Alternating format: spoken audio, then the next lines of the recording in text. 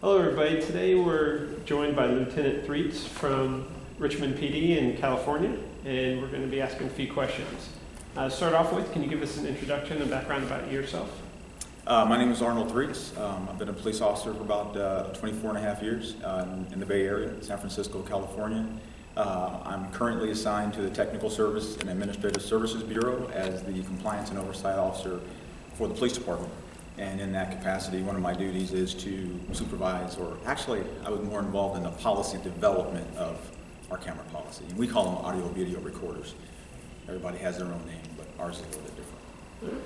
Well, great. So these questions, you should be able to handle these with ease. I'm not the expert, but I'm going to try and answer your questions. No worries. So what has been your agency's involvement with body cameras in the recent past?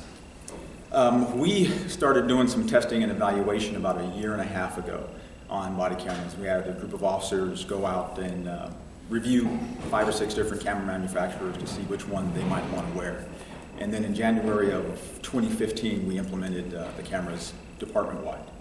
When I say department-wide, primarily in the Patrol Bureau and in the Investigative Bureau for people who are involved in enforcement-related activities. Since you are so close to one of the early implementers in Oakland PD, did you guys rely on some of their experience for the beginning stages? I think anecdotally we did, and then when we finally got to the policy development stage, we realized that our policy is significantly different from Oakland's.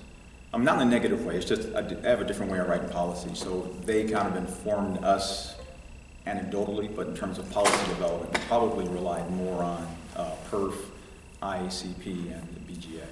Great, thank you. What do you see as the greatest benefit and the greatest challenge regarding implementation of body-worn cameras in your agency? Wow.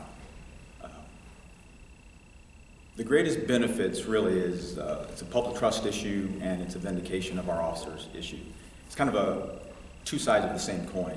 We're in the public trust business, and in Richmond, we kind of take the approach that it's whatever it takes to earn the public's trust and maintain that relationship perspective.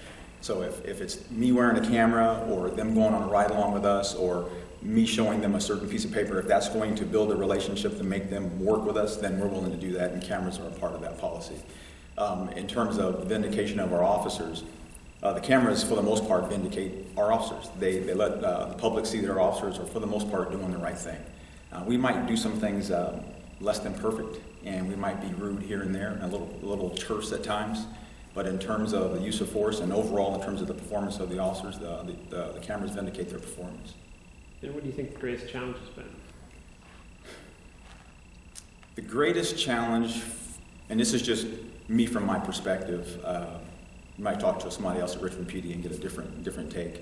But I think the greatest challenge has been internal in trying to convince the officers that the camera is something that will ultimately serve to help them do their jobs more professionally, in a more proficient manner, maybe is a better way of saying it. It's a tool that's going to help them more than it's going to hurt them. Over the years, I've been involved in a few incidents, and cameras have vindicated me on more than one occasion. So we're not afraid of them because I've experienced it, but trying to convince officers that we're not out to get you and that the camera is a positive thing has been a big challenge. Great, thank you. What sort of assistance have you received regarding implementation of body-worn cameras, and what assistance would be the greatest help to you?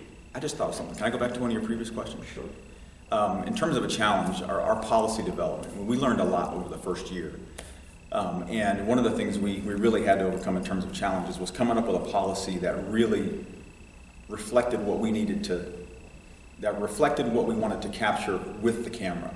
So one of the issues we had was the timing of activation and like when the officers actually turn on the camera. And it may seem like a small issue, but when an officer turns on the camera and under what circumstances is kind of a big issue. So for example, we initially started out with a policy that said basically officers can turn on the camera when they think it's necessary.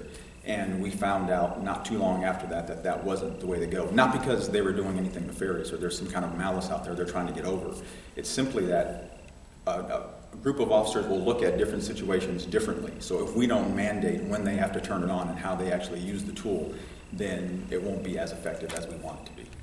Clear direction. Yes, clear direction.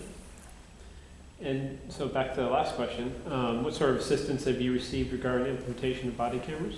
We have received money from the Bureau of Justice Assistance. I think we got about $150,000 through that grant.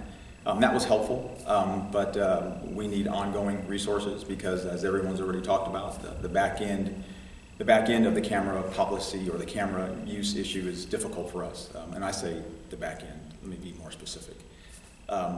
It's very expensive to store and maintain these cameras, and if we don't get additional resources, we're not really sure how we're going to be able to do that.